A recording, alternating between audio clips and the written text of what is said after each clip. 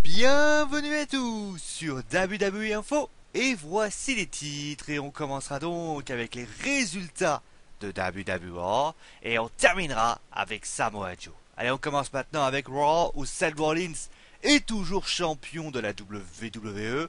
Alors soit il commence à se jeter des fleurs et dit d'ailleurs que personne ne l'a aidé, c'est-à-dire que personne ne peut l'égaler et surtout Dean Ambrose. Il remercie ensuite tous ceux qui l'ont aidé, dont un certain Seth Rollins, comme je l'ai dit, et tacle l'autorité qui a été drôlement absente durant ce match.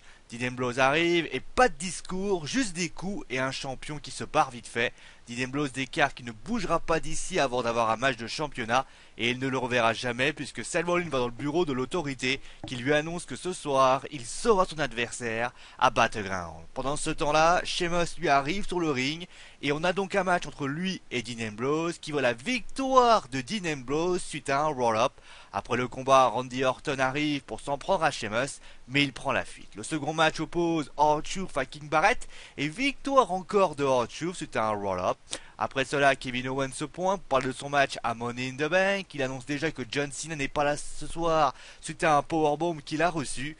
Kevin Owens termine en disant qu'il mérite maintenant un match pour le titre des États-Unis et après cela, il lance un Open Challenge et c'est Dolph Ziggler qui répond à l'appel et donc malheureusement pour Dolphy, victoire de Kevin Owens suite à un pop-up powerbomb. Le quatrième match oppose Randy Orton à Kane. À un moment donné, Sheamus arrive pour annoncer que ce match est un No Holds Barred, c'est sans prise interdite, et il met un blow kick et Kane réussit alors à le battre. Le cinquième match oppose le Miz au Big Show, victoire du Miz par des comptes à l'extérieur.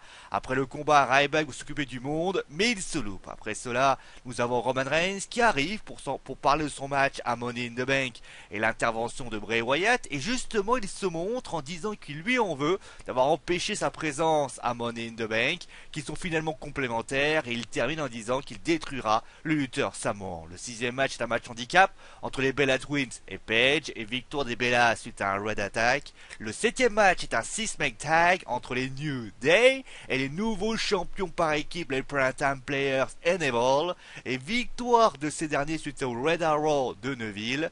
Et enfin, qui sera donc l'adversaire de Rollins à Battleground? Et donc Triple H et Stephanie McMahon arrivent et commencent à limer divers noms. Le champion arrive et alors pour dire que de toute façon tu pourrais lui ramener Sangoku, ça serait pareil, il gagnerait. Triple H le sait bien et d'ailleurs il trouve qu'il doit encore démontrer des choses. C'est normal, on a beaucoup investi sur lui, il faut toujours confirmer. Et à ce moment-là, l'adversaire de Battleground est autre l'ancien champion de la WWE, ce que vous voyez sur la photo, Brock Lesnar, donc vous le savez. Donc à Battleground, Brock Lesnar affrontera Seth Rollins pour le titre de la WWE. Durant le show, les deux se confrontent et finalement le show se termine par un Rollins très intimidé. Allez, on termine maintenant avec Samoa Joe.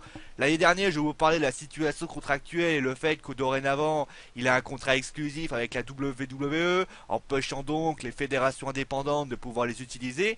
Bon, après du côté de la WWE et de Joe, ça ne vaut pas de problème. Du côté de la ROH, qui devait voir la participation de ce lutteur, cela pose un léger problème, car avant d'officialiser cet accord, Samoa Joe a participé à un match par équipe en compagnie des J-Styles pour le compte de la ROH. Et donc pour garder une certaine cohérence dans les storylines, car il ne pourra pas participer au pay-per-view Best in the World, je crois que c'est ça le nom, au MCU Field, ce match ne devrait pas être diffusé. Comme expliqué lundi, les raisons de ce revirement sont le deal entre la ROH et Destination America, la vente de t-shirts de Samoa Joe, mais également la manque de top stars dans le roster de NXT. En effet, Kevin Owens va partir dans les rosters principaux et Hideo Itami et Sami Zayn sont actuellement blessés. D'ailleurs, un mot sur Sami Zayn, on parle d'un retour pour octobre, mais tout ceci c'est encore hypothétique. Bon allez, sur ce, c'est la fin de ce WWE Info. On se retrouve donc vendredi pour les résultats de SmackDown et de plein d'autres choses. Allez, si on a des mots, parce que j'ai dit. Et bonne chance bien sûr à tous les bacheliers qui passent la philo aujourd'hui. Allez, ciao à tout le monde.